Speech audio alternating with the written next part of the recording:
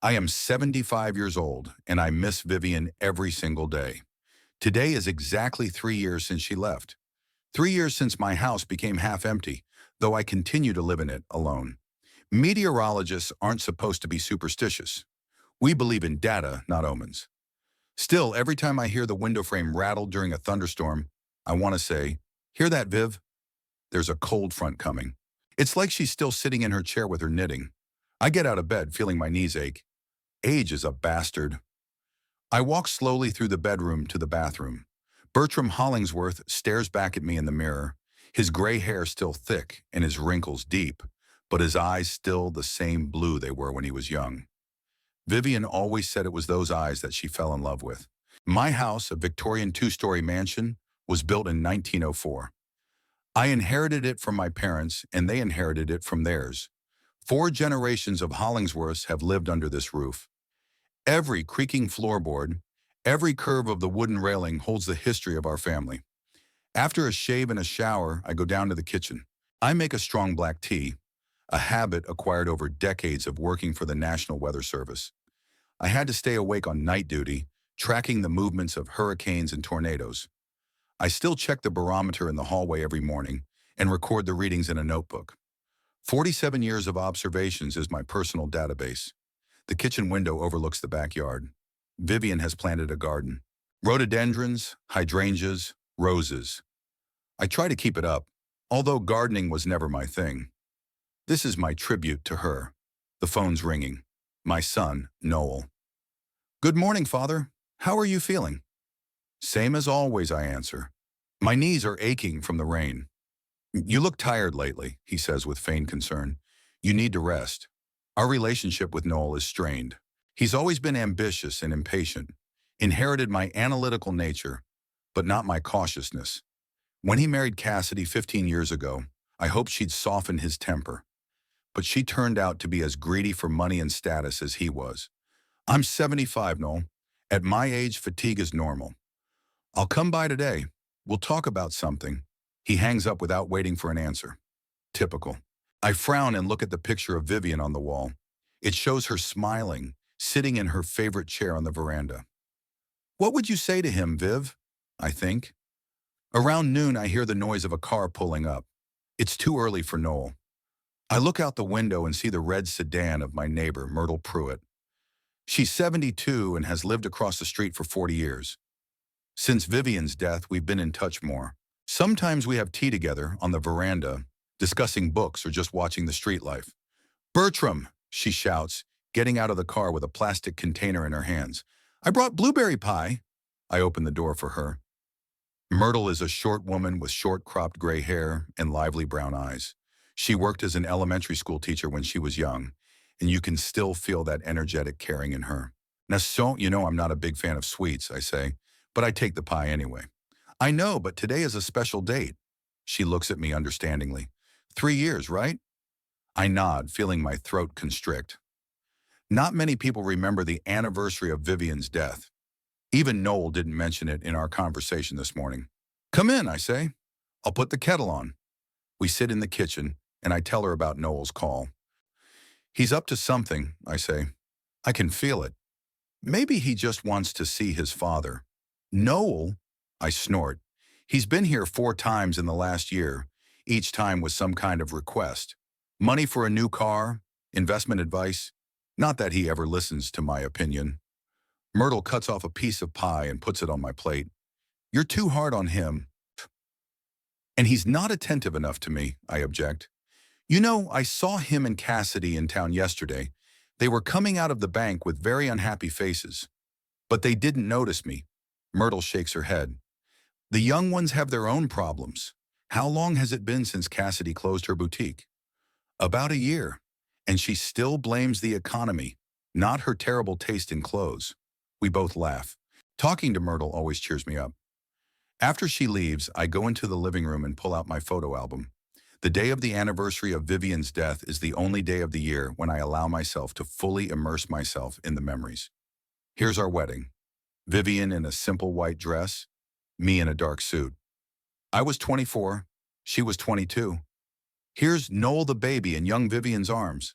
Here we are as a family on the beach in Michigan.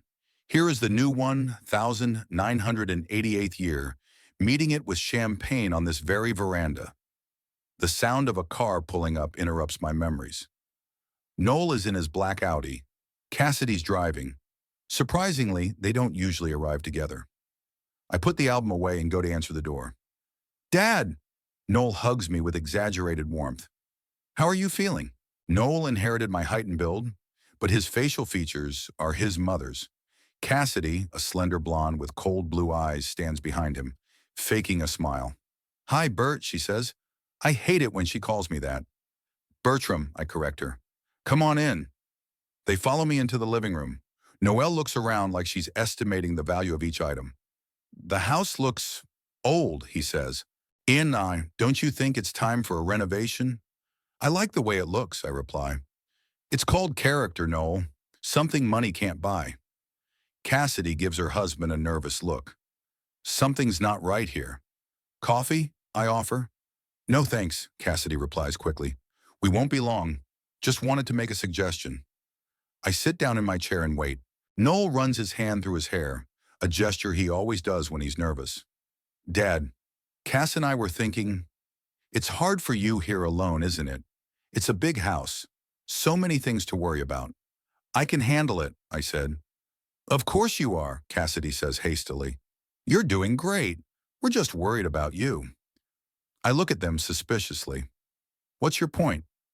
Noel takes a deep breath. We thought you should take a vacation. Go to the country for the weekend. All together, like old times. I raise my eyebrows in surprise. Our family cottage on the lake is a small wooden house an hour outside of town.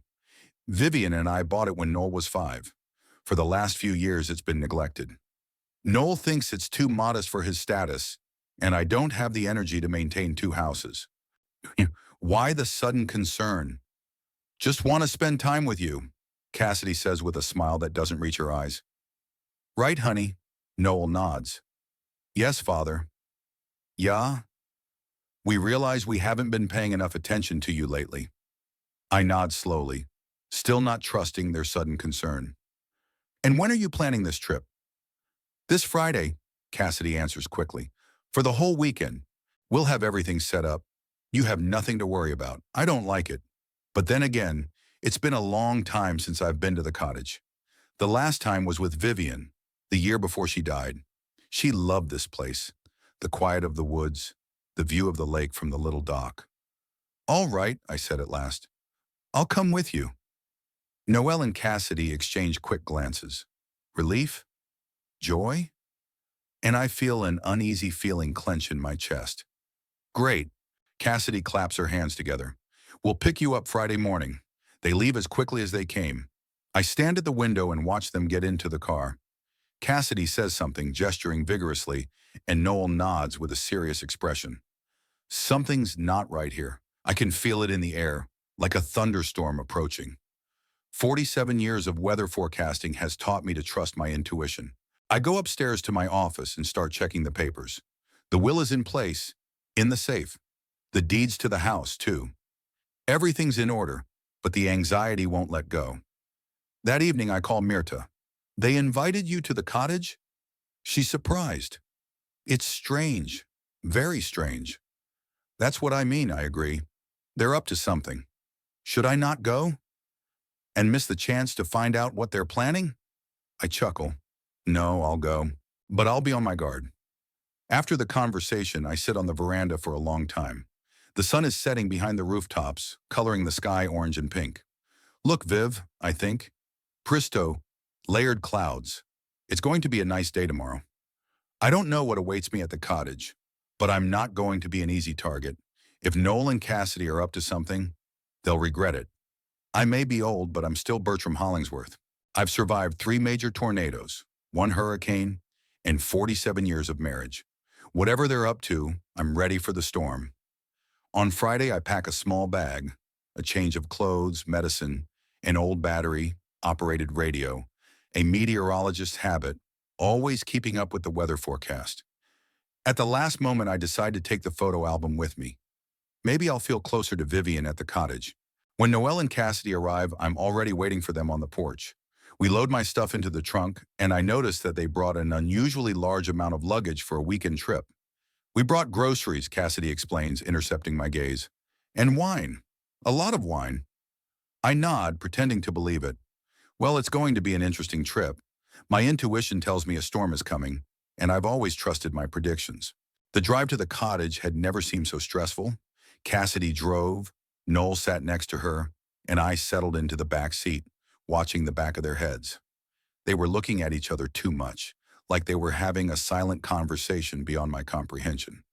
The weather is supposed to be fine, Aniram, Sionanino na Waniri, I remarked, looking up at the cloudless sky. The atmospheric pressure is stable, and the wind is light. Are you still watching the weather, Father? Noel turned to me with a strained smile. Haven't you gotten tired of it in 47 years? Habit, I shrugged. Weather doesn't recognize retirement. Cassidy giggled a little too loudly. Oh, Bert, you're so funny. I always told Noel you had an amazing sense of humor. I crinkled my nose. In the 15 years we'd known each other, she'd never once commented on my sense of humor. Usually she barely listened when I spoke. Bertram, I corrected her for the umpteenth time. My name is Bertram. Sure, sure, she waved her hand without taking her eyes off the road. I just thought that in a family setting one might use a more friendly. Noel cast a quick glance at her again, and she nodded slightly. Something was definitely wrong. We pulled off the highway onto a narrow country road leading to the lake. There was a dense forest on either side of the road, mostly oaks and maples whose leaves were starting to turn yellow around the edges. Fall is coming, I thought. Hurricane season. How long ago did you decide to make this trip? I asked casually. Noel hesitated. Last week? Yeah, Monday, I think. Cass and I were talking about how long it had been since we'd spent time together as a family, and she suggested we go to the cottage. Sarata, that's a wonderful idea, Cassidy confirmed with the same fake smile. Families should stick together, especially in these hard times. What hard times? I asked innocently. There was a short pause. You know, Cassidy shrugged. The world is so unpredictable right now. I decided not to push it. Whatever they were planning, it was better to let them think I didn't suspect anything. When we finally pulled up to the cottage, I felt a strange thrill. Vivian loved this place. A small wooden house with a veranda overlooking the lake stood on a small hill. We had bought it when we were young and full of hope for the future. It's where Noel learned to swim, where Vivian and I used to greet sunrises, sitting on the dock with mugs of steaming coffee. The cottage looks neglected, Noel remarked as we got out of the car. He was right. The paint on the walls was peeling, the porch steps were rotted in several places, and the path to the house was overgrown with weeds. I felt a pang of guilt. Vivian would be upset to see the cottage in such a state. I hadn't been here since... I hadn't finished my sentence. We know, Father. Noel put his hand on my shoulder with unexpected sincerity. We miss Mom, too. Cassidy coughed and started pulling bags out of the trunk. Sokshu, let's get our stuff in, and then I'll make dinner. Inside, the cottage was exactly as I remembered it. A living room with a Riverstone fireplace, a small kitchen, 2 bedrooms, and a tiny bathroom. It smelled damp and dusty, but underneath those odors, I could still smell the familiar scent of wood and lake water. I'll take the master bedroom, I said, heading toward the room where Vivian and I always slept. Of course, Father, Noel nodded. Cass and I will take the second. I set my things down and stepped out onto the veranda. The lake glistened in the sunlight like it was studded with diamonds. The sky remained clear with only a few puffy clouds floating to the north. I inhaled deeply. The air was fresh, with a slight chill. A perfect September day. Cassidy came out onto the veranda with 2 glasses of lemonade. You must be tired from the road, she said, handing me a glass. Get some rest and Noel and I will take care of everything. I took the lemonade, looking at her carefully. She'd never shown such concern before. Something had changed and I couldn't figure out what it was. Thank you, Cassidy. I decided to play along. That's very nice of you. She smiled and went into the house. I sipped my lemonade, enjoying the view of the lake. Whatever Noel and Cassidy were up to, it was nice here and now.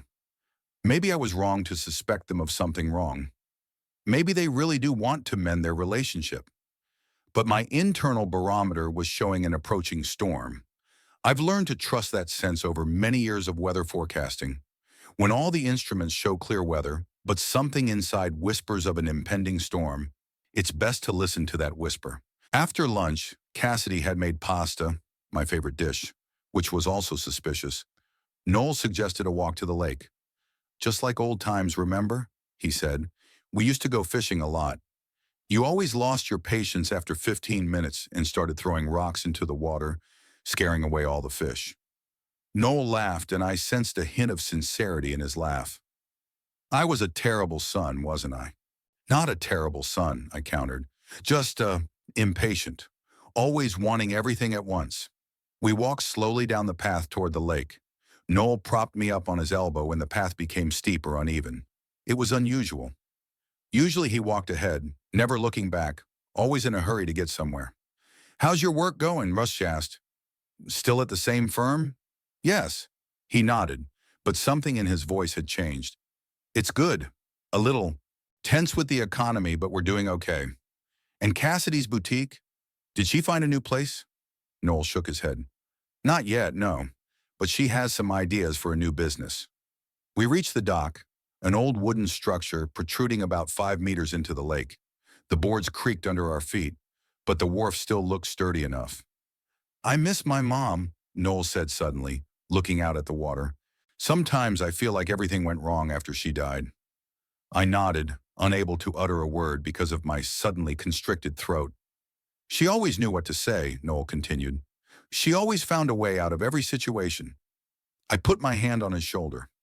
She'd be proud of you, I said, though deep down I doubted it. Vivian had always wanted Noel to be honest and kind, not just successful. We stood like that for a few minutes, looking out at the lake, each immersed in our own thoughts. Then Noel shook himself, as if shaking off his sadness. Come on, Cassidy is probably already making dinner. To my surprise, Cassidy was indeed cooking dinner. Roasting chicken with herbs, another one of my favorite dishes.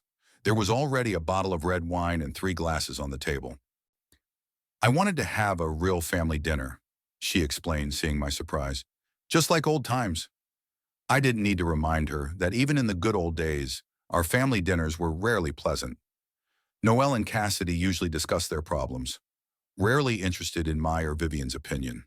The dinner was surprisingly pleasant. The wine loosened our tongues, and we began to reminisce about the past. The funny stories of Noel's childhood, Vivian and I's adventures, the early years of Noel and Cassidy's marriage. For a while, I even forgot about my suspicions. After the second glass of wine, I felt my eyelids growing heavy. I didn't usually drink more than 1 glass, but tonight was a special occasion, I told myself. More wine, Father. Noel was already holding the bottle over my glass. Nick, wait, no thing. I shook my head. I think I'll call Myrtle. He promised to let me know how we got on. I pulled my old cell phone out of my pocket. Nothing fancy. A simple model with big buttons, perfect for an older man with bad eyesight. Noel and Cassidy looked at each other. Oh, Cassidy jumped up from her seat. I completely forgot. I have dessert. Blueberry pie. She reached across the table for my empty plate and supposedly accidentally hit my hand with the phone. The phone fell out, hit the edge of the table, and clattered to the floor. Oh, Bert, I'm sorry, Cassidy exclaimed. I'm so clumsy. Noel had already bent over, picking up the phone. The screen was shattered, and when he tried to turn it on, nothing happened. It doesn't seem to be working, Noel said, holding the phone out to me. I'm sorry, Dad. I took the phone, trying to hide my suspicion. It was too convenient that my phone had crashed just now. It's no big deal, I said. There's a bad signal here anyway. We'll get you a new one as soon as we get back to town, Cassidy assured me with a wide smile. And now for dessert. The rest of the evening passed without incident. We ate cake, looked at old pictures I'd brought with me, and went to our bedrooms early. I felt strangely tired, and my eyes closed of their own accord. Perhaps it was the age, the fresh air, and the wine. Before I went to bed, I tried to turn on my phone again, to no avail. In bed, I could hear Noel and Cassidy talking quietly in the next room, but I couldn't make out the words. Sleep came quickly to me. I woke up late. It was light out. The clock read 10:30, unusual for me. I always wake at 6, a meteorologist's habit. My head felt heavy and my mouth felt dry. I got up slowly and went into the kitchen. It was empty. No sign of breakfast, no coffee. There was a note on the table, written in Noel's handwriting. Dad, Cass, and I had to go back to town right away. Work called and there was an emergency. There's food in the fridge. Make yourself at home. We'll be back tonight. Noel. I frowned, scrutinizing the note. What kind of work could have required their presence on a Saturday morning? And why hadn't they woken me up to warn me? I walked over to the window. Cassidy's car was nowhere to be seen. They had indeed left, leaving me here alone. The first thing I did was check my cell phone, still not working. Then I looked around the cottage for another phone or radio. Nothing. Even the old TV that once stood in the corner of the living room was gone. I went out on the porch and looked around. The nearest neighbors were about a mile away, and I wasn't sure if any of them were here for the weekend. The season was winding down. It was at least 15 kilometers to town, too far to walk at my age. Back in the house, I opened the refrigerator. There really was food in there. Milk, eggs, cheese, leftovers from last night's dinner. At least they weren't planning on starving me. I made myself some coffee and sat down at the table, contemplating the situation. They were up to something, that much was obvious. The broken phone, the sudden departure. I've been deliberately isolated here. The question is, why? I remembered our conversation before we left. Noel was asking about home renovations. Cassidy wondered if it was hard for me to live alone in a house this big, and their financial problems. Noel admitted that work was stressful, and Cassidy's boutique never reopened after closing. I started wandering around the cottage, trying to find the car keys. Maybe they left a spare set. I checked all the drawers, cupboards, even looked under the mats. Nothing. When I went outside, I found that the shed where the tools were kept was locked with a lock that hadn't been there before. A sudden thought made me go back into the house and check the doors and windows. The front door opened normally, as did the back door. But when I tried to open one of the windows, it wouldn't budge. It was boarded up from the outside. Same with the rest of the windows. I wasn't just left at the cottage, I was locked in.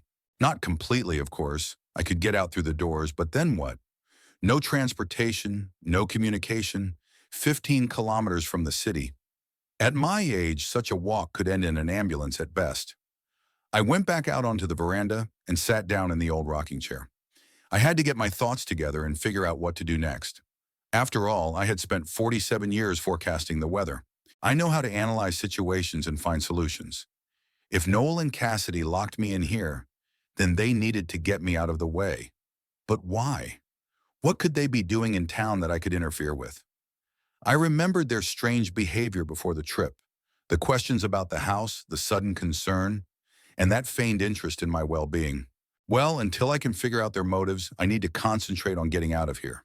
Neighbors are the first option, but the nearest house is at least a kilometer away, and there's no guarantee there's anyone there. Besides, the road went through the forest on an uneven path. The second option was to wait for them to return. But what if they didn't return today? What if their plan involves a longer isolation? I wasn't used to inaction. Deciding to check at least the nearest houses, I went outside and slowly made my way along the road leading to the neighboring cottages. My legs ached, my knees protested against such a load, but I stubbornly went forward.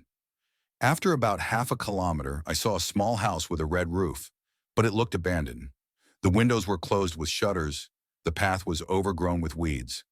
As I continued on my way, I noticed another cottage, bigger and newer than mine, with a large veranda. To my relief, there was a car in the driveway. Gathering the last of my strength, I quickened my step. In the yard of the dacha, a man in his 50s was chopping wood. He looked up when he heard my footsteps. "Good morning," I said, trying not to show how hard this walk had been for me. "I apologize for disturbing you, but I've run into some trouble. My son and daughter, in-law, are in town, and my cell phone is broken. Could I use your phone to contact them?" The man put the axe away and wiped the sweat from his forehead. "Sure," he nodded. "Come on in. My name is Roger Baker. Bertram Hollingsworth." I held out my hand.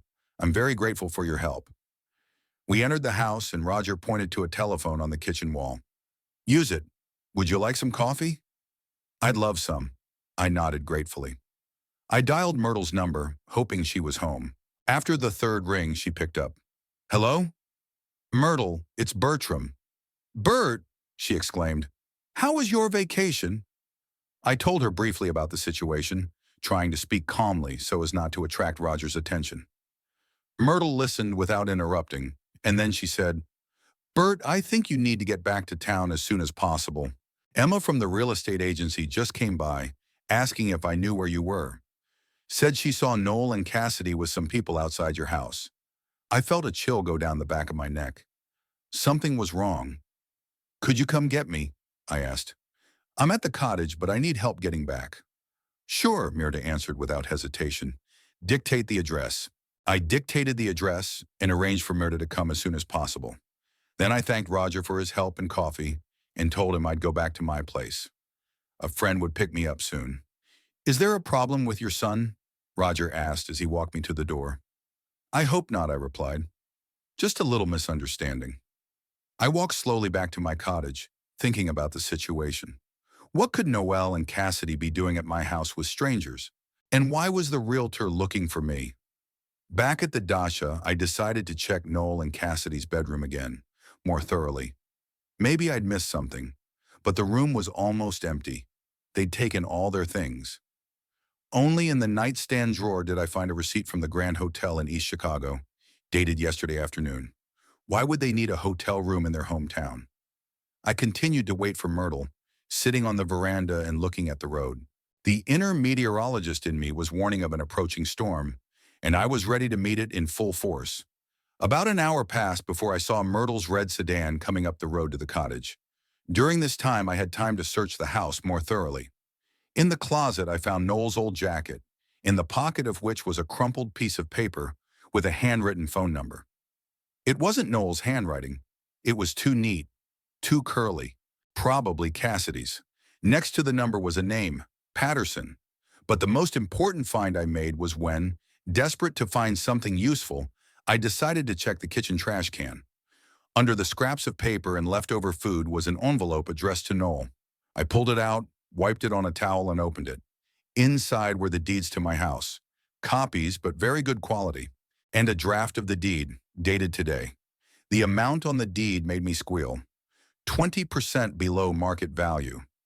Someone was going to make a good profit on this deal, and it wasn't me. But what struck me the most was my signature in the seller column. Fake, of course, but very similar. Someone had worked on it. The thought flashed through my mind. Cassidy's hand.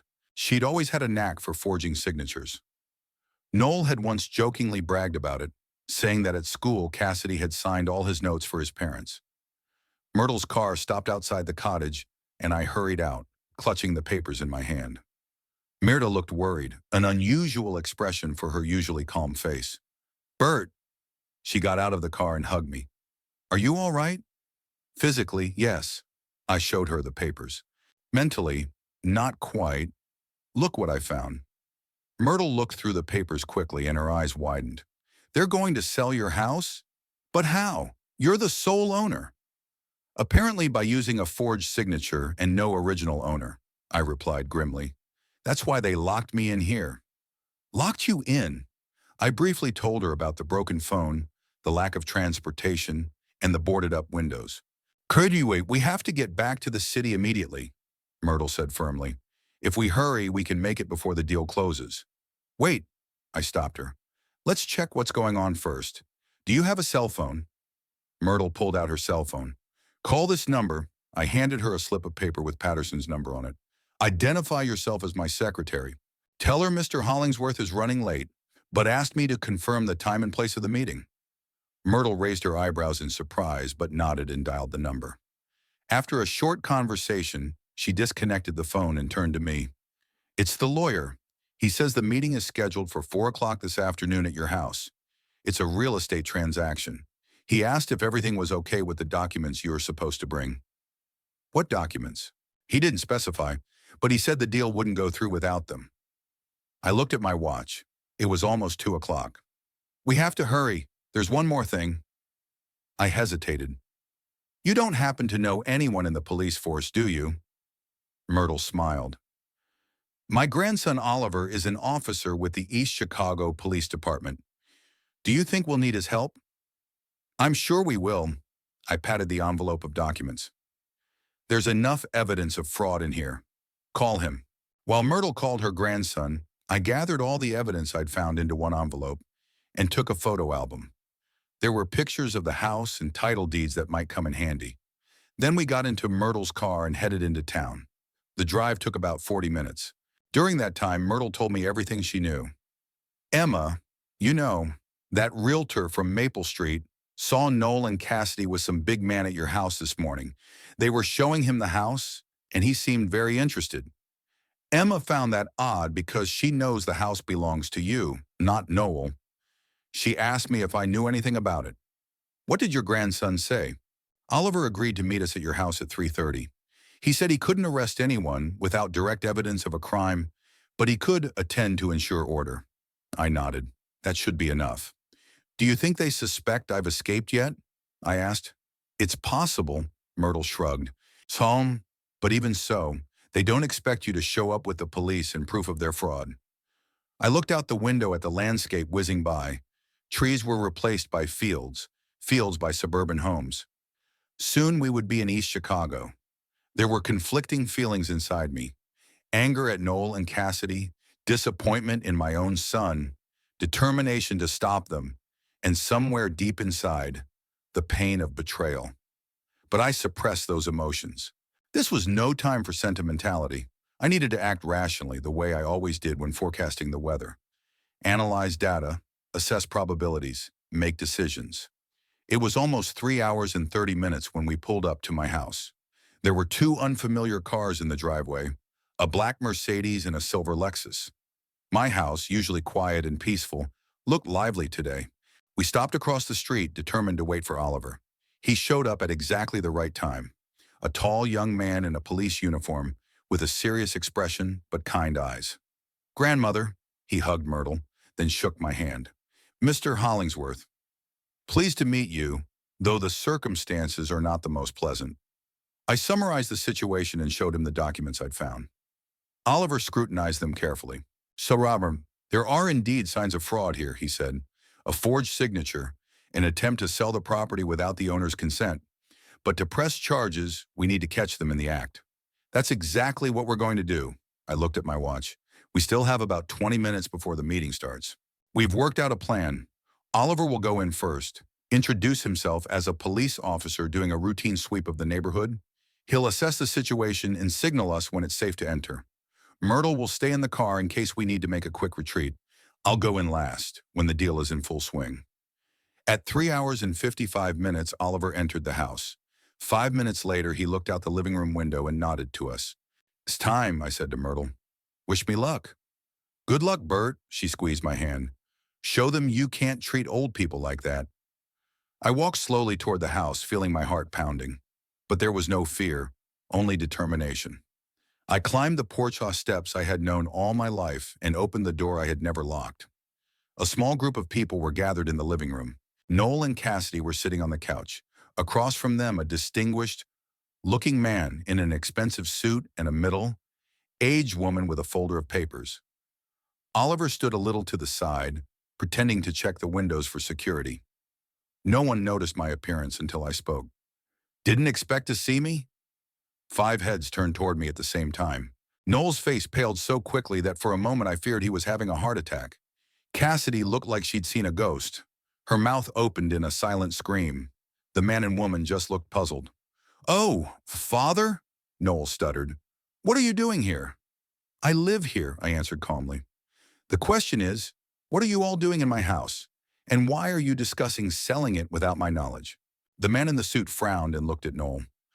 Mr. Hollingsworth, you said that your father couldn't attend the sale because of his health problems and that you had power of attorney to act on his behalf. I do, Cassidy replied quickly, coming to her senses. Bertram has memory problems. He often forgets important details. We're trying to help him by selling the house he can no longer maintain. I slowly walked over to the desk where the papers were. Interesting theory, Cassidy. Here's mine. You and Noel lured me to the cottage, smashed my phone, locked me in there with no means of communication or transportation, and returned to the city to sell my house using forged documents and a forged signature.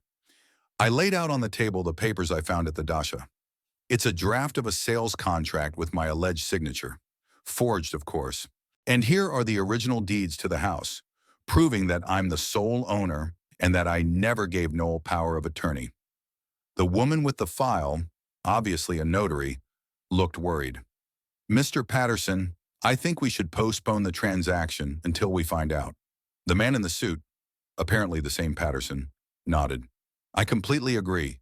If there's fraud involved— No fraud! Cassidy exclaimed, jumping up from the couch. It's just a misunderstanding. Bert, you know Noel and I meant well. This big house is too much for you. You can't even say my name right, I said coldly, and I'm perfectly capable of keeping my own house. Noel finally found the strength to speak. Father, listen. We're in serious financial trouble. The firm's on the verge of bankruptcy. Cass's boutique has closed. We're in debt. This house could save us. At the expense of putting a roof over my head? I shook my head. Vivian would be disappointed, Noel. Deeply disappointed. At the mention of his mother, Noel flinched as if struck by a blow. Oliver, who had been silently watching the scene, stepped forward. I think I should intervene. Officer Oliver Pruitt, East Chicago Police Department. We have reason to believe that real estate fraud, a felony with serious penalties, was being prepared here. Cassidy turned even paler, and Noel sank back onto the couch, covering his face with his hands. We didn't mean to, he began. We didn't want me to find out, I finished for him. But I did, and luckily in time. Patterson started gathering his papers. I had nothing to do with this incident. I was told the sale was legal and agreed to by all parties. If you don't mind, I'll leave. Of course, Mr. Patterson, Oliver nodded, but I'll need your certificate for my report. Can we contact you later? Of course. Patterson held out his card and quickly left the house. The notary followed suit, apologizing and referring to another appointment. When it was just the four of us, me, Noel, Cassidy, and Oliver, there was a heavy silence in the room. I stared at my son, trying to figure out how we gotten to this point. How the boy I'd read bedtime stories to had turned into a man willing to betray his own father for money. What now? Cassidy asked in a strained voice. Are you going to sue us? Send us to jail? I sighed. I haven't decided yet, but you can be sure of one thing. You will never set foot in this house again, and I will revise my will. Noel raised his head. His eyes were a mixture of shame, fear, and relief. Maybe part of him was glad this plan had failed. Father, we can explain everything. Not now, I held up my hand, stopping him. Right now, I want you to leave. Both of you, now. Cassidy opened her mouth to object, but Noel grabbed her arm and shook his head. They stood up in silence and headed for the exit. Noel stopped at the door and turned around. I'm sorry, Father. I really am. I'm sorry too, I said quietly. When they were gone, Oliver put his hand on my shoulder. Are you all right, Mr. Hollingsworth? I will be, I smiled weakly. And please call me Bertram. Would you like to make a formal complaint? We have enough evidence to start an investigation, I thought for a moment. Did I want my son to stand trial? Did I want this story to become public, a topic for neighborhood gossip? Not yet, I decided. I needed time to think about it. Oliver nodded. I understand, but I'll make a report on what happened today anyway, just in case. Thank you, Oliver, and thanks for your help today. Without you and Myrtle, I might have lost my house. You're welcome, he smiled. Grandma always said you were a great neighbor. I'm glad I could help. When Oliver left, promising to come back later to check on me, I was alone in my big, empty house. I walked slowly through the rooms, touching familiar objects. The antique clock I'd inherited from my grandfather, the chair Vivian liked to sit in, the pictures on the walls that held the history of our family. My home, my life. The one Noel and Cassidy had tried to take from me. I stopped at the living room window and looked outside. Myrtle was waiting for me in her car, patiently reading a book. A trusted friend in a world where even a native son can betray. I stepped out onto the porch and waved to her. Myrtle jumped out of the car and quickly crossed the street. What's up? She asked impatiently. How'd it go? The deal fell through, I said. Noel and Cassidy are gone, but I'm afraid that's not the end of the story. You did good, Bert. Myrtle squeezed my hand. Showed them that old people can still stand up for themselves. I smiled weakly. A victory, yes, but a bitter one. Because in that battle I lost a son, or maybe I lost him much earlier. I just didn't want to admit it. Would you like to come in for tea? I suggested it. I think we could both use some after a day like this. I'd love to. Myrtle nodded, and we went inside. My inner barometer told me that the storm wasn't over yet. But now there was a moment of calm, and I was going to enjoy it before I faced the weather again. The morning after the deal went down was overcast. I stood at the window with a cup of strong black tea, watching the low clouds creep over the rooftops of East Chicago. The barometer was showing a drop in pressure. Rain was coming. The weather matched my mood perfectly. The night passed restlessly. I tossed and turned in bed, replaying the events of yesterday in my head. Noel's face when he saw me in the doorway, Cassidy's attempts to justify herself, and all the while, somewhere on the periphery of my mind, the thought that my own son was willing to betray me for money. The doorbell rang, interrupting my musings. Oliver stood on the doorstep in his civilian clothes, jeans and a dark blue shirt instead of yesterday's police uniform. Good morning, Bertram. He handed me a paper bag. Grandma sends blueberry muffins. Said they always help in times of need. Thanks, I smiled, accepting the package. Myrtle knew how to lighten the mood. Come on in. The coffee's ready. Oliver followed me into the kitchen, where I poured the coffee into cups and put the muffins on a plate. How are you? He asked, putting his hands around the cup. I've been better, I answered honestly. But I'll get through it. It wouldn't be the first time life had thrown me a surprise. Oliver nodded, taking a sip of coffee. I made a report on yesterday's incident, he said. I haven't filed it officially yet, as we agreed. But I wanted to talk to you about the legal side of things. Sure, I sat down across from him. What do you think? To be blunt, Noel and Cassidy's actions fall under several articles of the criminal code. Oliver pulled a small notebook out of his pocket. Real estate fraud, forgery of documents, attempted unlawful deprivation of property, maybe even unlawfully holding a person against their will. It's about how they left you at the cottage without communication or transportation. I sighed. This sounded serious. What's the punishment? Depending on the court's decision, from a hefty fine to up to 5 years in prison. Oliver flipped through a page of his notebook. Especially considering the value of the property and the premeditated nature of the actions. 5 years. My son could end up in prison for 5 years. The thought made me feel a little sick to my stomach. There are other options, Oliver continued, noticing my concern. We could settle out of court, or we could file a civil suit instead of criminal charges. I rubbed the bridge of my nose, feeling a headache coming on. I need to think about it. It's not an easy decision. Sure, Oliver nodded. No one's rushing you, but I wanted you to know your rights and options. We were finishing our coffee when the doorbell rang again. This time it was Noel and Cassidy. Both of them looked exhausted, like they'd been up all night. Cassidy was holding a bouquet of flowers, and Noel was holding a bottle of whiskey, my favorite kind. Father, Noel looked nervous. Can we come in? We need to talk. I hesitated. Part of me wanted to slam the door in their faces, but the other part of me, the part that still remembered Noel as a little boy with scraped knees and a big smile, wanted to hear their explanation. Not for long, I stepped back, letting them inside. When I saw Oliver in the kitchen, Noel visibly tensed. I didn't realize you had company.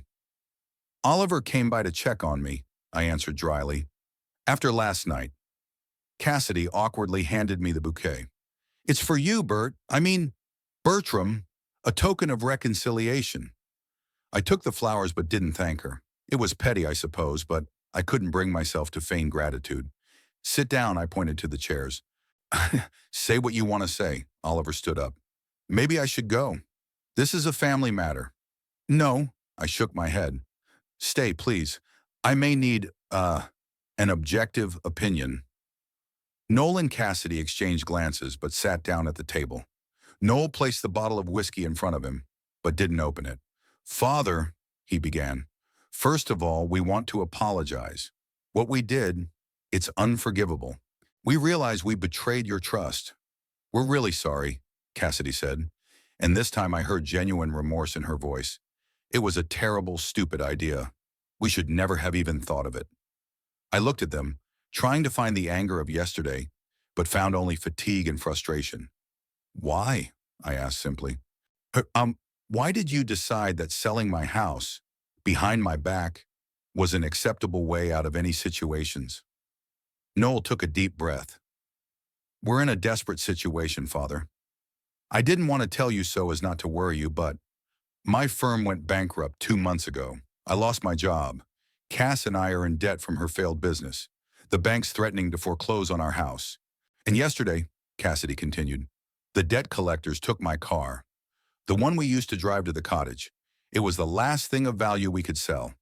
And that's why you decided to sell my house?" I shook my head. "You could have just asked for help. Talk to me."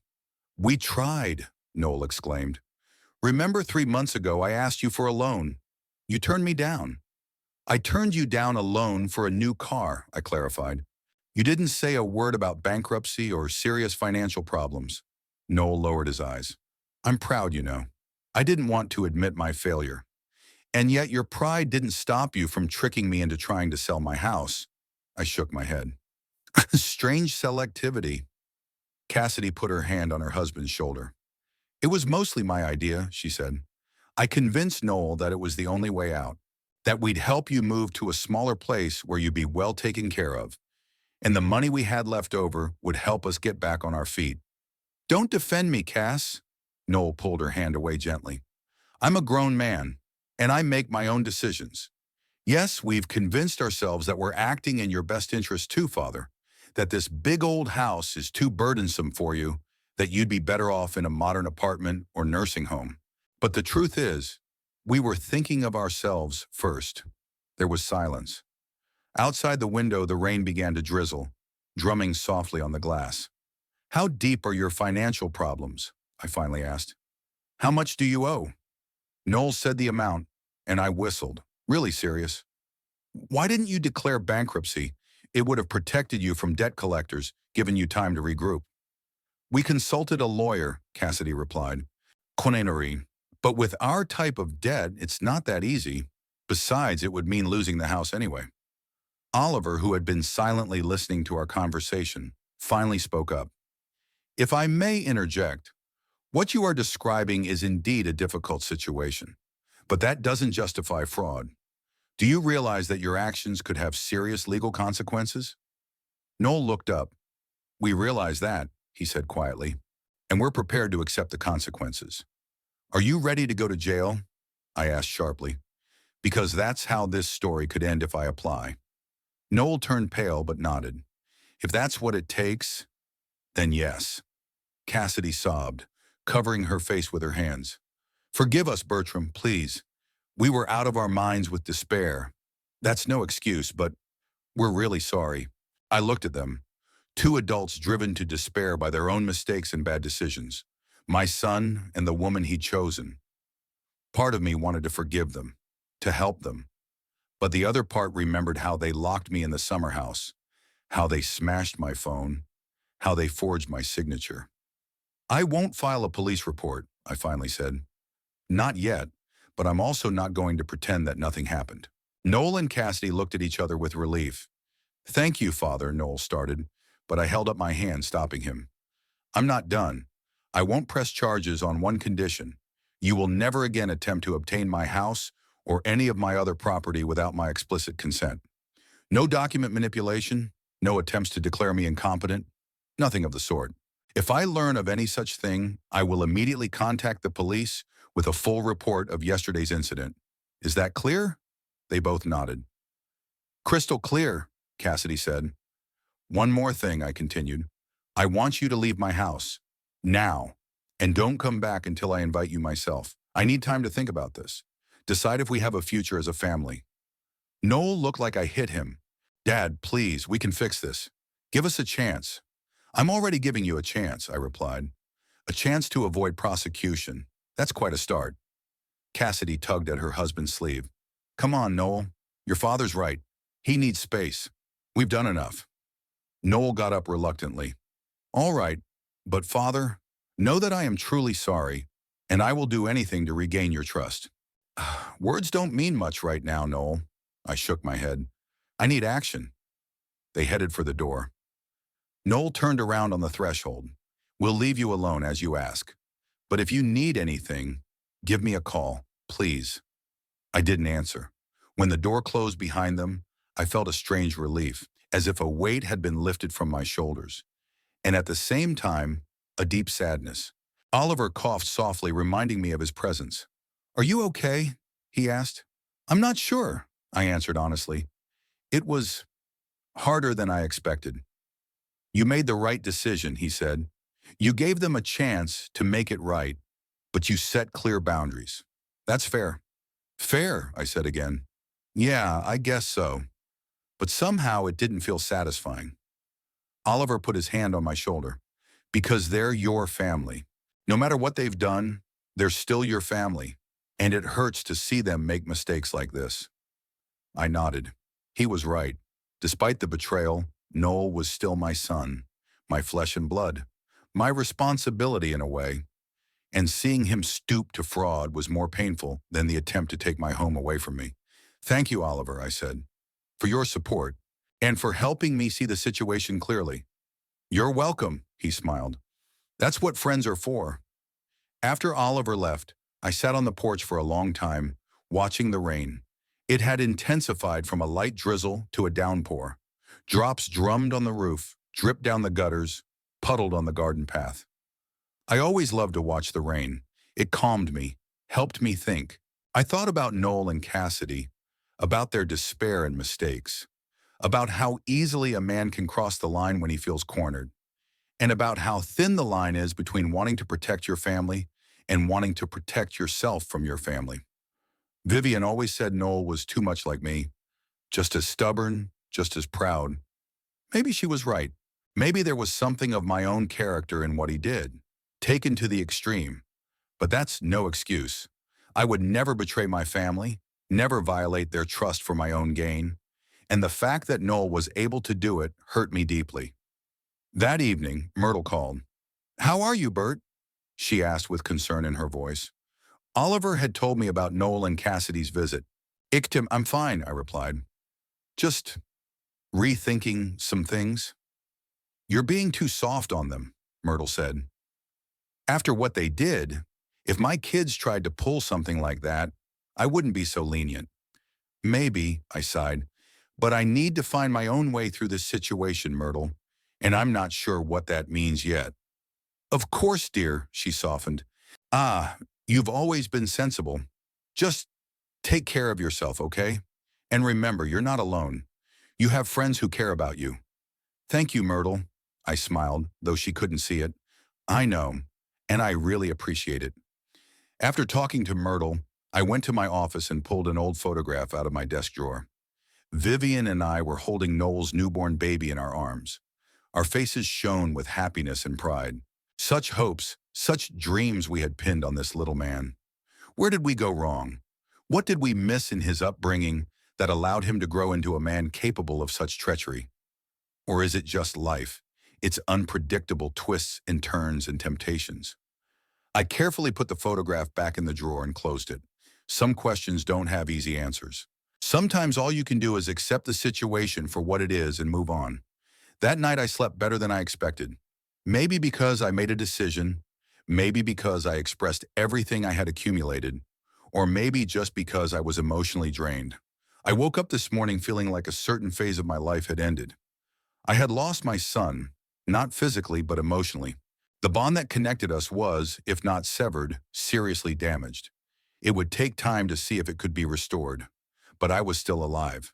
I still had my home, my memories, my friends. And maybe that was more important than I'd realized before. I opened the window, letting in fresh air after yesterday's rain. The sky had cleared, and the barometer was showing a rise in pressure.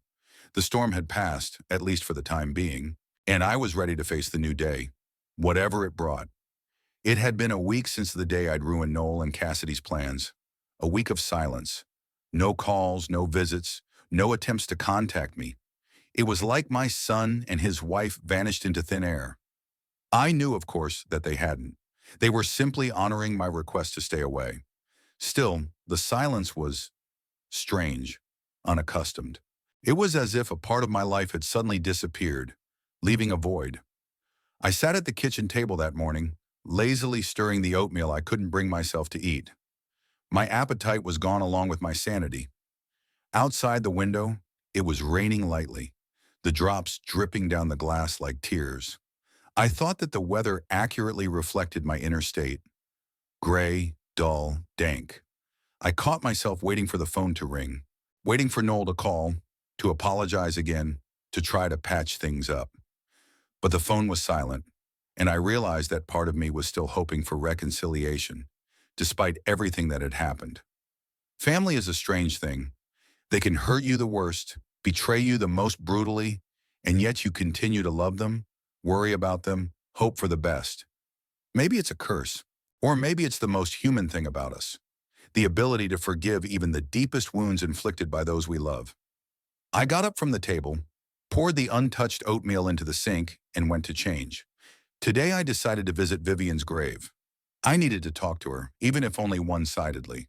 She had always been my compass, my rock, and now that I felt lost, I needed at least the illusion of her presence. The cemetery greeted me with silence, broken only by the rustle of rain on the leaves of the trees. Vivian's grave was simple, a modest granite stone with her name, the dates of her life, and the epitaph, "Loved deeply, lived fully." I set down a bouquet of fresh flowers, lilies her favorite, and sat on the bench next to it. "Hi, Viv," I said quietly. "I'm sorry I haven't been here for so long. It's been difficult." I told her everything, about Noel's attempt to sell the house, about the trap at the cottage, about my escape and my dramatic appearance during the deal, about how I'd kicked them out of the house, about how my heart was breaking at the betrayal of my only son. "You would have known what to do," I sighed. "You always knew how to mend bridges, how to heal wounds. And I'm just an old man who's too stubborn to forgive and too weak to break the bond completely." The rain intensified, but I didn't notice it. My thoughts flowed freely as if Vivian's presence, however symbolic, had untied the knots in my soul. "Do you remember when we dreamed of grandchildren?" I asked quietly. "About a big, noisy family gathering at our house for the holidays? What went wrong, Viv? Where had we gone wrong with Noel?" There was only silence in response, interrupted by the sound of the rain. But I didn't wait for an answer. Sometimes questions are more important than answers.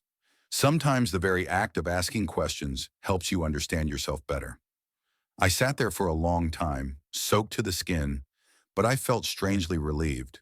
It was as if some of my pain was still there, on the rain-soaked bench next to Vivian's grave. When I got home, I took a hot shower, changed into dry clothes, and made myself some strong tea. Sitting in the living room with a cup in my hands, I began to think about the future, about what I wanted to do with the rest of my life. Work had always been my refuge. 47 years with the National Weather Service gave me purpose, structure, meaning. When I retired, that structure disappeared. I filled my days with reading, gardening, occasionally seeing former coworkers. But after Vivian's death, even these activities lost their luster. Maybe it was time to find a new purpose. Not just to exist, but to live life to the fullest despite age and loss. The ringing of the doorbell interrupted my musings. Myrtle stood on the doorstep with a large container in her hands. "I brought some stew," she said without preamble, walking past me into the kitchen. "I bet you haven't eaten anything again." I smiled, genuinely for the first time in a long time. "It's not that bad," I lied. "Or I'll have some stew, though." Myrtle snorted, pulling plates from the cupboard.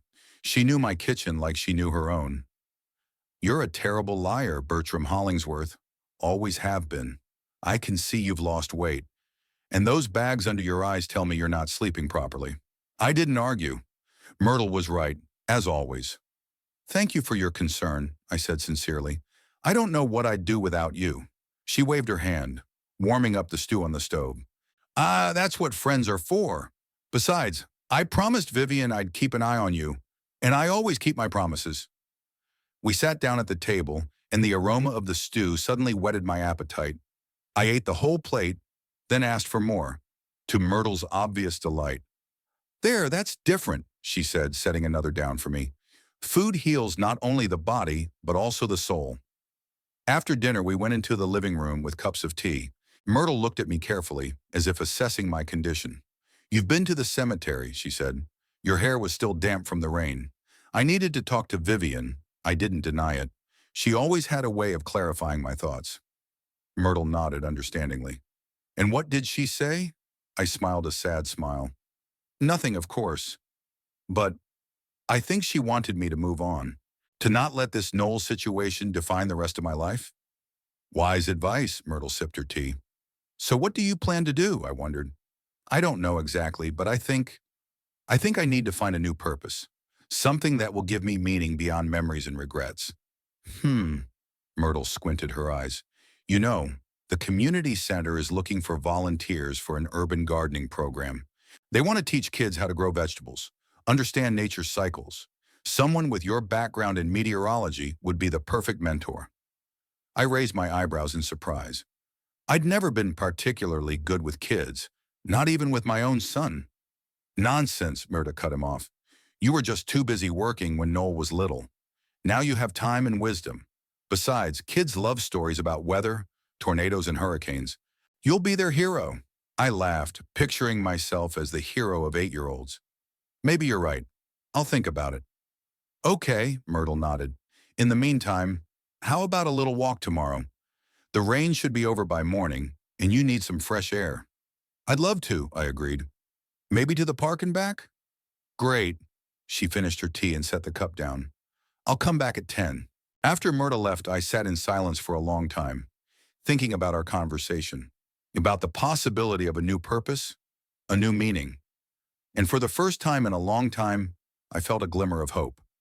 The next 2 weeks passed in some new rhythm. Myrtle and I walked every morning, weather permitting. I began helping in the community garden at the center. At first just tending to the plants, but soon I was teaching the children about the connection between weather and gardening. To my surprise, Myrtle was right. The kids listened with their mouths open, especially when I talked about the tornadoes and hurricanes I had observed during my career. I hardly thought about Noel and Cassidy these days. Almost. Sometimes, lying in bed at night, I remembered my son's face as I kicked them out of the house. A mixture of shame, pain, and surprisingly, relief. Like a part of him was glad the plan had failed. I began to wonder if I'd been too harsh on him. Maybe I should have given him a chance to explain himself more fully, to listen, to understand, to help. One morning, as Myrtle and I were returning from a walk, I finally decided to ask her, "Do you think I'm being too hard on Noel? Maybe I should give him a call, try to patch things up?" Myrtle thought for a moment before answering. "I think that should be your decision, Bert. But if you're asking for my opinion," she sighed, "I think Noel and Cassidy should make the first move. They've caused you a serious offense, violated your trust. They should take the initiative in repairing the relationship." I nodded. Her words made sense. But what if they're afraid? What if they think I don't want to see them? Then that shows how little they know you, Myrtle shrugged. Anyone who's spent more than 5 minutes with you knows that underneath your tough exterior is a soft heart. I smiled at her gratefully. Myrtle always knew how to cheer me up. We were approaching my house when I noticed an unfamiliar car in the driveway. A man in a dark suit was standing nearby, obviously waiting for someone. "Mr. Hollingsworth?" he asked as we approached. "Bertram Hollingsworth." "Yes, that's me," I answered warily. "What can I do for you?" He handed me an envelope. "It's a legal notice from the court. Please sign here." I mechanically took the pen and signed the document, feeling my back grow cold. A court notice? What could it mean? The man nodded, got into his car, and drove off, leaving Myrtle and me standing on the path with the envelope in my hands. "What is it?" she asked with concern in her voice. "I don't know." I tore open the envelope and began to read the contents. The further I read, the more my heart clenched. It's a statement to the court from Noel and Cassidy. They're trying to have me declared incompetent. Myrtle gasped, snatching the paper out of my hands. "What?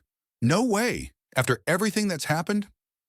I sank down on the nearest bench, feeling weak in my legs. "They claim that I have memory and judgment problems, that I'm a danger to myself, living alone, that I require guardianship." Myrtle looked over the document quickly, her face growing increasingly angry. "How dare they? You're more collected and clear-headed than most people half your age." I shook my head. still unable to believe what was happening. They're not stopping, Myrtle. First they tried to sell the house behind my back. Now they want to take away my legal capacity. What are they trying to do? The same thing they wanted before. Your house, Myrtle clenched her fists. If they prove you're incompetent, the court will appoint a guardian. And guess who the first candidate will be? Noel, I closed my eyes, my own son. And as guardian, he'll be able to manage your estate. Myrtle shook her head, including the house. The pain of this new betrayal was almost physical. I could feel something breaking inside. The last threads that bound me to Noel, to the hope of reconciliation. What am I going to do? I asked quietly. Myrtle lifted her chin resolutely. Fight, of course. We won't let them do it. You're sane, active, engaged in social activities. They don't stand a chance of proving your incapacity. But litigation, it's long, expensive, tedious. I get tired just thinking about it. And you're going to give up? Myrtle looked at me with challenge. The Bertram Hollingsworth I know never gives up without a fight, especially when it comes to what's important to him. She was right, of course. I've always been a fighter, all my life. And I wasn't about to stop now, at 75. You're right, I straightened up. I need a lawyer, a good lawyer. I know one, Myrtle nodded. My friend's son, Edward Simmons, specializes in family law and elder law. I'll call her right away. We entered the house and Myrtle immediately started making calls. I sat in my chair, rereading the court notice. There was evidence of my alleged incapacity, confusion about dates, which wasn't there, forgetting names. I'd always been bad at names ever since I was young, failing to keep the house in order, a blatant lie, and my recent escape from the cottage, which they interpreted as a sign of paranoia and disorientation. It was so ridiculous I would have laughed if it weren't for the seriousness of the situation. They had turned the whole thing upside down, turning their own fraud into proof of my incapacity. Myrtle returned to the living room with a victorious smile. Edward agreed to meet with us this afternoon. He's dealt with cases like this before, and he says we have a strong case. I nodded gratefully. I don't know what I would have done without you, Myrtle. Missing you, obviously, she winked at me. Now let's get ready for the meeting. We need to gather evidence of your competence, medical records, testimonials from neighbors, documentation of your involvement in community service, anything that shows you're of sound mind and capable of making decisions. I nodded, feeling energized. Here it was, a new goal, to protect my independence, my life, my home from those who wanted to take them away from me. We spent a few hours gathering documents and compiling a list of witnesses. Then we drove to Edward Simmons' office, an elegant but not pretentious office in the business part of town. Edward turned out to be a young man in his 40s, with a keen eye and calm, confident manners. He listened carefully to my story, asked a few clarifying questions, and examined the documents we had collected. Mr. Hollingsworth, he said at last, I'm taking your case, and I can say with certainty that we have an excellent chance of winning. Really, I was both relieved and skeptical. Even though my age alone is not grounds for incapacity, Edward said firmly. The law protects the rights of the elderly. To declare someone incapacitated, you need serious evidence of mental impairment or a complete inability to care for yourself. None of that applies to you. He went over Noel's statement one more time. In fact, their arguments are extremely weak. The only thing they have is your age and their own claims about your condition. Against that, we have your clean medical records, testimonials from neighbors and friends about your competence, and your participation in community service.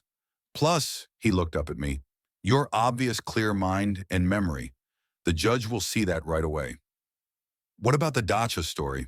They claim I'm being paranoid. Edward smiled. That's their weakest argument.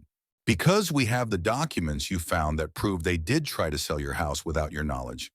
That's not paranoia, Mr. Hollingsworth. It's healthy vigilance. I felt the tension that had been gripping me since I received the notice begin to release. So we have a chance? More than a chance, Edward said confidently. We have the law on our side. And the truth. What more do we need to win? When Myrtle and I walked out of Edward's office, I felt different. Not broken, not a victim, but a fighter. A man ready to stand up for his dignity and his rights. A man who won't give up without a fight. "Are you feeling better?" Myrtle asked as we got into her car. "A lot," I nodded. "You know, it's weird, but I'm almost grateful to Noel and Cassidy." "Grateful?" Myrtle raised her eyebrows in surprise. "Yes, because they made me realize something important." I looked at her. "I'm still alive, Myrtle. I'm still here. And as long as I am here, I will fight for my life, for my home, for my right to choose my path." Myrtle smiled at me with understanding and warmth. "That's my Bert. I always knew you were made of solid material." On the way home, I looked out the window at the city floating by. East Chicago, my home for over 50 years. The city where I met Vivian, where Noel was born, where my entire life has been spent. I won't let anyone, not even my own son, take that away from me. I will fight, and I will win, because the truth is on my side, and because I am Bertram Hollingsworth, a man who has survived 3 major tornadoes, 1 hurricane, and 47 years of marriage. And men like that don't give up without a fight. The day of the trial came 6 weeks after I received the notice. During that time, my life became a preparation for battle. Edward Simmons turned out to be an exceptional lawyer, meticulous, attentive, and passionately committed. We met at least twice a week, gathering evidence of my competency, preparing witnesses. Myrtle was there every step of the way, as was her grandson Oliver, who agreed to testify about the events of the attempted house sale. Doctors, neighbors, former co-workers, and community center leaders all attested to my mental clarity and ability to make my own decisions. The morning of the trial was clear and cool. The barometer showed consistently high pressure, a good sign, at least from a meteorological standpoint. I wore my best suit, the navy blue one Vivian had bought me for my 60th birthday. It hung on me a little. I'd really lost weight in the last few months, but it gave me confidence. Myrtle picked me up at 9 in the morning. The trial was due to start at 10. "Nervous?" she asked as we pulled onto the main road. "Surprisingly not," I replied, and it was the truth. I felt determination and a strange calmness. "Because you know the truth is on your side," Myrtle nodded. "It's always empowering." The courthouse was an imposing stone and glass structure in the center of the city. Edward was waiting for us inside, impeccable in his dark suit and leather briefcase. "Ready, Mr. Hollingsworth?" he asked, shaking my hand. "More than ready," I nodded. "Let's get this over with." We entered courtroom number 3, where our case was to be heard. The first thing I saw was Noel and Cassidy sitting at a table with their attorney, a full middle-aged woman with a keen eye. Noel looked tense. Cassidy looked nervous. They avoided looking in my direction. We took our seats at the opposite table. Gradually, the room filled up. Witnesses, members of the press, to my surprise, and the merely curious. At 10 o'clock, Judge Eleanor Reese appeared, a short, older woman with short gray hair and a piercing gaze. She was known for her fairness and impartiality, which was reassuring. "Case number 825, fraction 25. Hollingsworth versus Hollingsworth," the clerk announced. "An application for a declaration of incompetency." Judge Reese scrutinized the documents in front of her, then looked up. "Before we begin, I want to make one thing clear. This hearing is not a formality. I will carefully consider all of the evidence and testimony. Declaring a person incapacitated is a serious step that deprives them of fundamental rights. Such a decision requires irrefutable evidence." I felt some of the tension let go of me. The judge at least was not going to make any hasty decisions. Noel's attorney spoke first, presenting his arguments. My advanced age, alleged memory problems, inability to maintain the house, paranoid thoughts that my son was trying to sell my house. As evidence, she provided photographs of some neglected areas of the garden and house that needed repair. Then it was Noel's turn. He stepped up to the witness stand, avoiding meeting my gaze. "Mr. Hollingsworth," the lawyer began, "when did you notice the change in your father's condition?" "About a year ago, after the 3-year anniversary of my mom's death," Noel replied. "He started forgetting things. He'd get dates mixed up. Sometimes he didn't recognize people he'd known for years. He stopped caring for the garden, even though he'd always loved it." "And what bothers you most about his condition?" Noel sighed, looking genuinely concerned. "The fact that he's living alone in a big house that's getting dangerous? The porch steps are rotten, the wiring is old. I'm afraid he might fall or start a fire. He hesitated. Keep going, Mr. Hollingsworth, the lawyer encouraged him, and he's become paranoid. Thinks I want to take his house, even though I was just suggesting he move to a safer place. Edward rose for cross-examination. Mr. Hollingsworth, do you have a medical degree? Can you professionally diagnose dementia or other cognitive impairments? No, Noel admitted reluctantly. Have you ever accompanied your father to a doctor for an evaluation of his cognitive condition? No, but you claim your father became paranoid, thinking you wanted to take his house. But isn't it true that a month ago you actually tried to sell his house without his knowledge? Noel turned pale. It was a misunderstanding. A misunderstanding? Edward raised an eyebrow. You lured your father to the cottage, smashed his phone, left him without transportation or communication, and came back to town with forged documents to sell his house. You call that a misunderstanding? Objection, Noel's attorney jumped in. This is irrelevant. On the contrary, Your Honor, Edward objected. It's directly relevant to the charge of paranoia. If Mr. Hollingsworth Sr.'s actions were justified by a genuine attempt to gain possession of his property, that's not paranoia. It's healthy vigilance. Objection overruled, Judge Reese ruled. The witness will answer the question. Noel looked cornered. Yes, we tried to sell the house, but only because we wanted to help my dad. This house is too big for him, too much maintenance. And it's worth a considerable amount of money, Edward finished.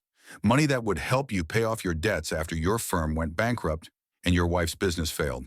Right? Noel was silent, his head down. Answer the question, Mr. Hollingsworth, the judge demanded. Yes, Noel said in a low voice. The money would help us to pay off our debts. After this testimony, the atmosphere in the courtroom changed. I could feel the sympathy of those present tilting toward me. Cassidy was next, but her testimony added little. She repeated the same things Noel had said, sometimes getting confused about dates and details.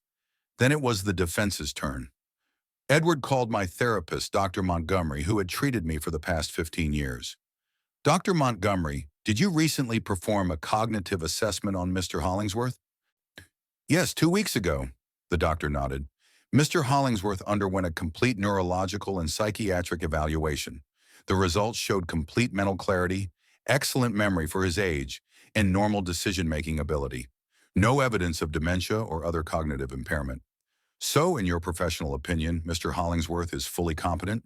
Absolutely. I would say he's in better cognitive shape than many of my patients who are 20 years younger than he is. After Dr. Montgomery, Myrtle, Oliver, my former colleagues, and the leaders of the community center spoke, they all spoke of my mental clarity, activity, and ability to take care of myself. Finally, it was my turn. I stepped up to the witness stand, feeling all eyes on me. Mr. Hollingsworth, Edward began, tell the court about yourself and your life. And I did.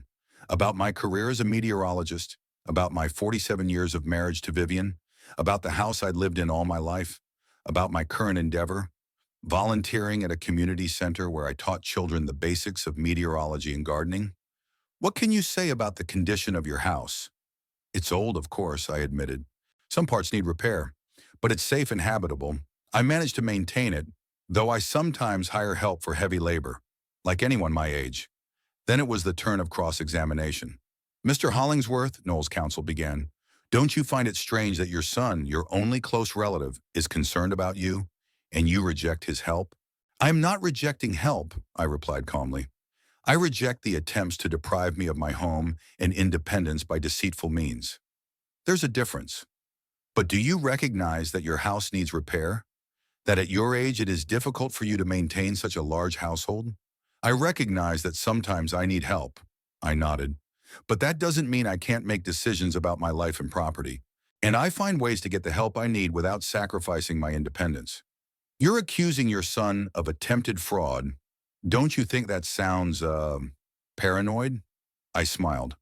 I would agree with you if I didn't have proof, but I have a black-on-white sales contract with a forged signature, the testimony of a police officer who was there, and Noel's own confession. That's not paranoia, ma'am. These are facts. The defense attorney had no answer. After all the testimony, The judge called a short recess to deliberate. Edward, Myrtle, and I stepped out into the hallway. "You were great," Edward said. "Clear, confident, no emotional outbursts. The perfect witness." "I agree," Myrtle squeezed my hand. "You've shown yourself to be exactly what you are. Intelligent, focused, in complete command of the situation." In the hallway, we ran into Noel, who was walking toward the water dispenser. He stopped when he saw me, and after a moment's hesitation, he came over. "Father," he began quietly, "may I speak to you privately?" Edward and Myrtle looked at me questioningly. I nodded, and they took a few steps away, leaving Noel and me alone. "What do you want to talk about?" I asked in a neutral tone. Noel looked exhausted, circles under his eyes, a wrinkle between his eyebrows that hadn't been there a month ago.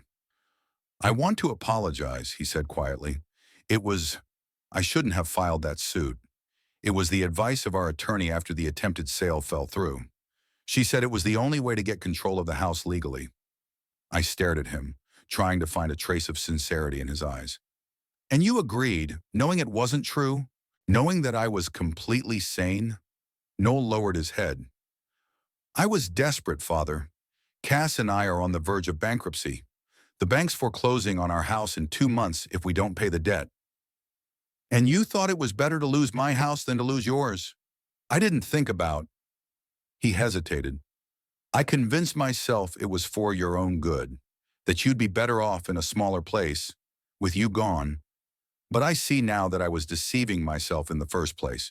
He looked up, and I saw tears in his eyes. "I'm asking you to withdraw the suit," I said quietly.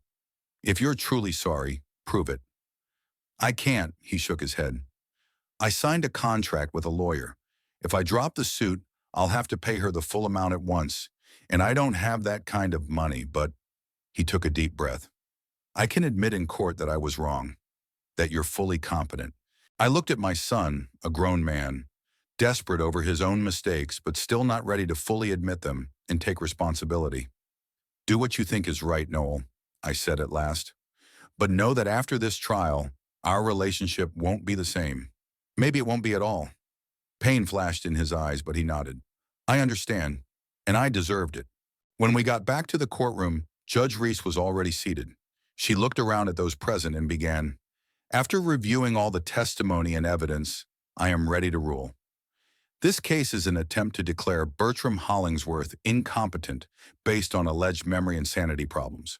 However, all of the medical evidence, as well as the testimony of numerous witnesses, strongly suggests otherwise, that Mr. Hollingsworth is fully sane, capable of making decisions about his life and property, and actively engaged in community activities." She paused and continued in a sterner tone. "Moreover, there is compelling evidence that the plaintiffs, Noel and Cassidy Hollingsworth, have previously attempted to take possession of the defendant's property by fraudulent means. This calls into question the motive of this lawsuit." Another pause. "I therefore dismiss the petition to declare Bertram Hollingsworth incompetent. Mr. Hollingsworth remains fully capable and retains all rights to manage his life and property. I further order that the plaintiffs pay all court costs, including the defendant's attorney's fees." The banging of the gavel put an end to the case. I felt a great sense of relief and at the same time a strange emptiness. The battle had been won, but at what cost? A complete break with my only son. As I walked out of the courthouse, I took a deep breath of fresh fall air. Myrtle and Edward stood side by side, smiling. "Congratulations, Bertram." Edward shook my hand. "It was a clean win." "Thank you for your work," I nodded. "You were excellent." Myrtle took me under her arm. "So, winner, where to now?" I wondered. Really, where to now? I'd won the right to stay in my home, kept my independence. But what next? Who? Home, I decided. I had to think. I spent the next few days in deep thought. I wandered through the rooms of the old house, remembering my life here. Every corner held memories of my parents, of Vivian, of little Noel. But now that I could look at the situation objectively, I began to realize that Noel was partly right. The house really was too big for one person. It was getting harder and harder to maintain. Maybe it was time for a change, not through pressure or manipulation, but by choice. A week after the trial, I took Myrtle to lunch and shared my thoughts with her. "I'm thinking of selling the house," I said, watching her reaction. "Really?" She raised her eyebrows in surprise. "After all you've gone through to keep it?" "It wasn't about the house, Myrtle," I explained. "It was about my right to decide for myself. And now I'm deciding. I want something smaller, something easier to maintain, something that fits my present life, not my past." "Where are you going to move to?" "I saw an ad for an apartment in a new complex near the community center. It's a two-bedroom, second-floor unit with a balcony. It's got a nice view of the park." It's, Myrtle hesitated. "It's near my house." "Shane, I know," I smiled. "That's one of the perks." Myrtle blushed like a girl, and it gave me confidence that I was making the right decision. 2 months later, the house was sold, at a good price, to a young family with 2 kids. Seeing the little ones running around the rooms where Noel once played was both sad and right. A house should be full of life, not serve as a museum of memories. I moved into a new apartment, which turned out to be exactly what I wanted. Bright, comfortable, easy to maintain. The balcony did have a nice view of the park where I now spent my mornings. It was a 10-minute walk to the community center, perfect for continuing my volunteer work. Myrtle lived 3 blocks away. We started spending more and more time together, walking, going to the movies, cooking dinner for each other. Our friendship gradually grew into something more, though we were both slow to put a name to it. I donated part of the money from the sale of the house to climate change research, a topic that had always been close to my heart as a meteorologist. The other part I'd put aside for the future. I didn't know how many years I had left, but I wanted to face them with dignity and without financial worries. As for Noel, he called me a month after I moved in. The conversation was awkward, but sincere. He confessed that he and Cassidy had declared bankruptcy after all and lost their house. Now they were renting a small apartment and trying to start over. "Hakan and Wana, you were right, Dad," he said at the end of the conversation. "I'm sorry I realized it too late." "It's never too late to start over, Noel," I replied, surprised at my own words. I'd only recently realized it myself. We didn't promise each other an immediate reconciliation or restoration of our relationship. Some bridges can't be rebuilt quickly, but we agreed to the possibility of meeting in the future, and that was more than I had expected. In the spring, as the sun grew stronger and the days longer, the community center expanded its urban gardening program. I was asked to lead an entire area related to climate observations and their effect on plants. I agreed enthusiastically. One such day, while working with the children to build a simple weather station for the garden, I caught myself thinking that I felt happy, really happy, for the first time in many years. That evening, Myrtle and I were sitting on my balcony, watching the sunset. She put her hand on mine, and I squeezed her fingers. "You know, Bert," she said quietly, "sometimes I think everything happens for a reason. Even the hardest trials can lead to something good." I nodded, looking up at the golden sky. Vivian used to say almost the same thing. She believed that life always gave you a second chance. You just had to be willing to take it. She was a wise woman, Myrtle smiled. "Yes," I turned to her. "I think she would have approved of us." Myrtle blushed slightly, but didn't look away. "I think so too. We didn't talk about love or relationships. At our age, such words seem both too big and too small for what happens between two people who have lived a long life and found a new beginning in each other. But in that moment, watching the sunset with Myrtle by my side, I realized my story is not over. It continues, takes new turns, opens new horizons, and I am ready for this journey. After all, as I've always said, I've survived 3 major tornadoes, 1 hurricane, and 47 years of marriage. What could be scarier than that? Nothing can break Bertram Hollingsworth, especially now that I've realized the most important thing of all. It's never too late to start a new chapter of your life.